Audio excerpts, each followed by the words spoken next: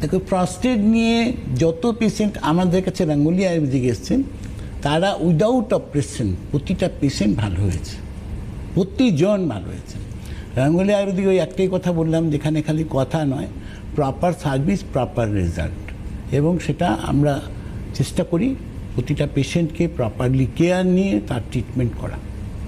আচ্ছা, আর একটা জিনিস বলি, সেটা হচ্ছে আলোচনা তো আমাদের হয়ই না, সেটা হচ্ছে টিথ পেন, গাম সোয়েলিং এবং তার সঙ্গে সঙ্গে গাম ব্লিডিং। দেখো, গাম ব্লিডিং, গাম সোয়েলিং এবং পেন, দাঁতের ব্যথা, ব্যাড স্মেল, এটা একটা আজকের ডেটে বহু কমন প্রবলেম, এবং এর জন্য কিন্তু দাঁতটা মানুষ হারিয়ে ফেলছে।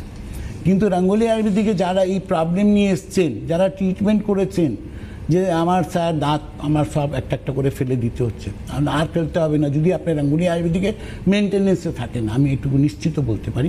সেটা আপনি কনফার্ম করে দেবেন আমাকে 1 মাস পরে যে আমার প্রবলেমস মিটেছে। না স্যার, আমার তো 3টা দাঁত আরও নড়ছে, মনে হচ্ছে এটা ফেলে দিতে হবে, আর না, ফেলতে হবে না।